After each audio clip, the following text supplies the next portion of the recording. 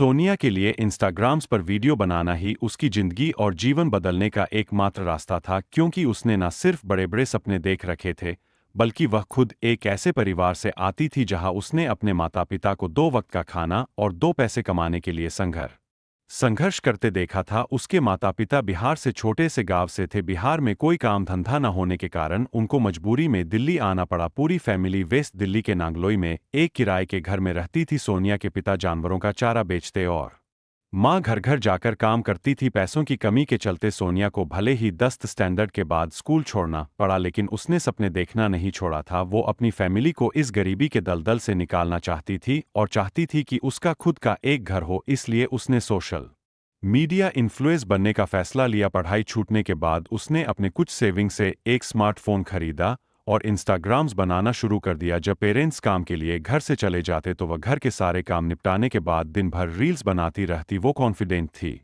कि अगर वो रेगुलरली कंटेंट अपलोड करती रहेगी तो एक दिन उसकी फॉलोइंग इतनी बढ़ जाएगी कि उसे पेड अपॉर्चुनिटी मिलने लगेंगी। वो ऑफेन अपनी रील्स को शूट करने दिल्ली शहर के पॉपुलर स्पॉट्स जैसे कनॉट प्लेस पर भी जाती। इसके रिजल्ट्स भी उसे दिखने लगे। जब उसकी फॉलोइंग बढ़ने लगी, इन सब के साथ उसने सिलाई का काम भी सीखना शुरू किया ताकि वो रील्स के लिए खुद के डिजाइनर कपड़े सिल सके। इन शॉर्ट सोनिया और सोना को हर हाल में सोशल मीडिया इन्फ्लुएंसर बनना था और धीरे धीरे करके उसके 7,000 से भी ज्यादा फॉलोअर्स हो गए। लेकिन किस्मत को तो कुछ और ही मंजूर था। सोनिया के सपनों ने उड़ान भरना शुरू ही किया था कि तभी उसकी जिंदगी में एक भूत ने दस्तक दी। जी हाँ, एक भूत, एक ऐसा भूत जिसने सोनिया की सपनों से भरी कहानी का अंजाम ऐसा बदला जिसकी उम्मीद उसने कभी नहीं की थी। Welcome to the show. My या सोशल मीडिया की में पूरी तरह से डूब चुकी थी, क्योंकि उसके अकॉर्डिंग सिर्फ यही एक तरीका था उसकी किस्मत को बदलने का। लगभग 1 साल पहले जब उसकी उम्र करीब 19 साल की रही होगी, तब उसकी जिंदगी में एक भूत आया और दोनों के बीच लव अफेयर शुरू हो गया। यह सो कॉल्ड भूत कोई पैरानॉर्मल मूवी वाला भूत नहीं, बल्कि उसका सीक्रेट बॉयफ्रेंड था जिसे वो प्यार से भूत बुलाती थी। शुरुआत में तो सोनिया के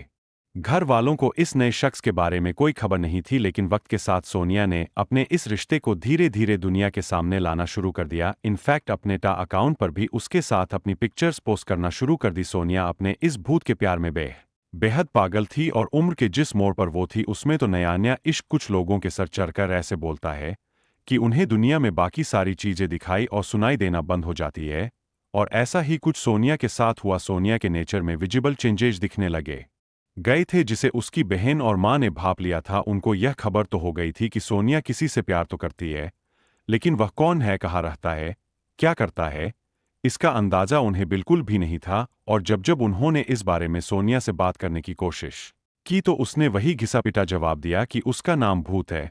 वो दिन दिन भर फोन पर बात करती, उसकी या पोस्ट, रील, स्टोरी और फोन कांटेक्ट हर तरफ सिर्फ भूत नाम का जिक्र होता। लेकिन सोनिया के दिलो दिमाग में इस सो कॉल्ड लवर भूत का भूत सवार होना उसे एक दर्दनाक अंजाम की ओर ले जाने वाला था। अगस्त 2024 सोनिया की मां रजनी देवी ने नोटिस किया कि सोनिया ने घर से बाहर जाना अचानक से बंद कर दिया था, वरना यूं तो वह मुश्किल से ही घर में पूरा दिन टिकती थी, लेकिन अब वह बार बार बीमार भी पड़ने लगी थी। उसकी तबीयत और लक्षण असामान्य थे। संदेह होने पर उन्होंने सोनिया का चेकअप करवाया। रिपोर्ट ने उनके शक को पुख्ता कर दिया, क्योंकि उनकी मात्र 20 साल की बेटी सोनिया उस वक्त 5 महीना प्रेग्नेंट थी। अब यहाँ से कहानी उस तरफ करवट लेने वाली है जिस तरफ अंजाम अच्छा नहीं है, इसलिए पहले समझते हैं सोनिया के इस लव अफेयर के बारे में और फिर हम सारे एविडेंसेस को क्लोज इन्वेस्टिगेट करते चले गए। सोनिया ने 61 वीक्स यानी लगभग 15 महीने पहले ये स्टोरी लगाई थी, जिससे ये समझा जा सकता है कि लगभग इस दौरान ही उसकी मुलाकात इस लड़के से हुई थी। सोनिया ने लड़के का नाम संजू बताया था, जिसे वह प्यार से अपना भूत बुलाती थी। वह हरियाणा से बिलोंग करता था,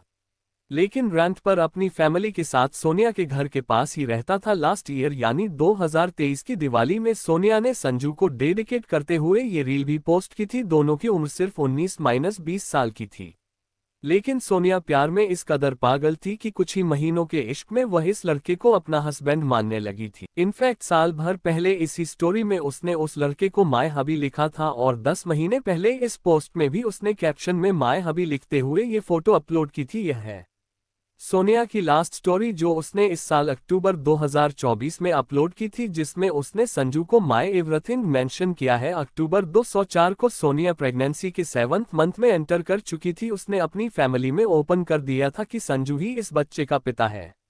और वह पूरी जिंदगी संजू के साथ बिताना चाहती है क्योंकि उसने हर तरह से उसे अपना हस्बैंड मान लिया है। वहीं संजू ने सोनिया को बता रखा था कि भले ही वह अपने माँ बाप और बड़े भाई एंड भाभी के साथ रहता है लेकिन उन्होंने उसे बेदखल कर रखा है। डिलीवरी डेट नजदीक आ रही थी और सोनिया अपनी नई जिंदगी की शुरुआत के लिए एक्साइटेड थी। उसकी संजू से कोई शादी नहीं हुई थी लेकिन फिर भी इस साल 20 अक्टूबर 2024 को उसने करवा चौथ का व्रत रखा था। उनकी इतनी कम उम्र की बेटी जो न सिर्फ शादी से पहले मां बनने वाली है बल्कि एक शादीशुदा लड़की की तरह एक्ट कर रही है, ये सब देखते हुए वह भी मजबूर थे, इसलिए उन्होंने आखिरकार उसके इस रिलेशन को एक्सेप्ट कर लिया था। करवा चौथ पूजा के नेक्स्ट डे यानी 21 अक्टूबर 2024 की सुबह 4 बजे सोनिया अपना सारा सामान पैक कर घर से निकल गई। जाते जाते वह अपनी बहन से यह बोलकर गई कि संजू की माँ उसे कभी एक्सेप्ट नहीं करेगी, इसलिए वह संजू के साथ अलग जाकर अपना घर बसाएगी। जब सुबह 5 बजे सोनिया की माँ रजनी देवी की आंख खुली तो उन्हें पता चला कि उनकी बेटी घर छोड़कर जा चुकी है। उन्होंने उसे कॉल की तो पहले फोन स्विच ऑफ आ रहा था और फिर कुछ घंटे बाद जब फोन उठा तो दूसरी तरफ से आवाज आई कि मैं संजू बोल रहा हूं, तुम्हारी बेटी तुम सबसे नफरत करती है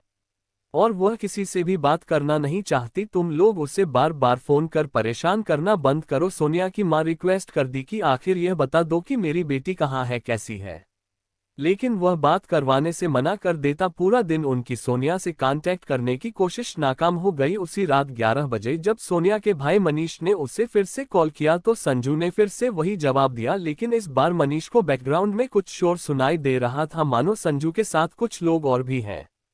तभी मनीष के कानों में कुछ ऐसा सुनाई पड़ा जिससे उसको एक बड़ी अनहोनी का इशारा मिला। मनीष ने संजू को किसी से बोलते हुए सुना, गड्ढा और गहरा खोदो, दो दिल में बैठा ये डर बहुत बड़ा था, इसलिए सोनिया के सभी घर वाले नांगलोई पुलिस स्टेशन में मिसिंग कंप्लेंट दर्ज कराने पहुंचे, लेकिन पुलिस ने ये कहते हुए कंप्लेंट फाइल करने से मना कर दिया कि लड़का और लड़की दोनों ही बालिग हैं और आपकी बेटी अपनी मर्जी से गई है, इसलिए वो उसमें कुछ नहीं कर सकते। पुलिस से जब निराशा मिली तो उन्होंने खुद से संजू के बारे में पता करना शुरू किया और पता करते करते आखिरकार अगले दिन संजू के घर पहुंच गए। पर यहाँ उन्हें जिस सच से रूबरू होना था उसका ख्याल तो सपने में भी नहीं था, क्योंकि सोनिया जिस संजू के साथ गई थी उसका असली नाम सलीम था। सलीम के परिवार वालों ने सोनिया के घर वालों से यह कहकर पल्ला झाड़ लिया कि उन्होंने सलीम को बेदखल कर दिया है और उनका उससे कोई लेना देना नहीं है। सारे रास्ते बंद थे, पुलिस से भी कोई मदद नहीं मिल रही थी और इस नए खुलासे ने तो उस शक को और भी गहरा कर दिया था। अगले दिन यानी 23 अक्टूबर को सोनिया के भाई मनीष के पास पश्चिम बिहार पुलिस स्टेशन से एक कॉल आती है जिसमें एक पुलिस ऑफिसर मनीष को बताते हैं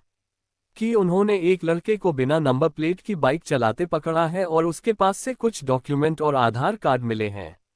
वो आधार कार्ड सोनिया और उसके फादर के थे जिसे सोनिया अपने साथ लेकर गई थी। मनीष ने फौरन नांगलोई पुलिस स्टेशन पहुंच वहां के पुलिस ऑफिसर को इस बारे में इन्फॉर्म किया, जिसके बाद पुलिस की एक टीम उस लड़के को पश्चिम बिहार पुलिस स्टेशन से नांगलोई पुलिस स्टेशन लेकर आ गई। पकड़ा गया लड़का कोई और नहीं बल्कि वही सलीम उर्फ संजू था। पुलिस ने जब उससे सोनिया के बारे में पूछा तो पहले उसने कहा कि अब वह किसी से मतलब नहीं रखना चाहती है, लेकिन पुलिस ने जब सलीम की अच्छे से खातिरदारी की तब उसकी जुबान से सच निकलना शुरू हुआ और यह सच एक ऐसी साजिश थी जिसमें सोनिया को बड़ी चालाकी से फंसाया गया था। 21 अक्टूबर की सुबह जब सोनिया घर से सारा सामान लेकर निकली तो सलीम और संजू उसे कार से पिक करने के लिए आया था जो उसने रेंट पर ली थी। रास्ते में उसने अपने दो दोस्त पंकज और ऋतिक को भी पिक कर लिया और सभी रोड के लिए निकल पड़े। सोनिया ने सलीम से, जो उसके लिए अभी तक संजू ही था, उस पर शादी करने का दबाव डालती है क्योंकि कई महीनों से सलीम शादी की बात पर सोनिया से थोड़ा इंतजार करने को बोल देता। गाड़ी बहादुरगढ़ से रोहतक के बीच हाईवे पर थी जब शादी को लेकर दोनों के बीच झगड़ा शुरू हो गया, क्योंकि सोनिया अपना सब कुछ छोड़ उसके साथ घर बसाने का सपना लेकर निकली थी।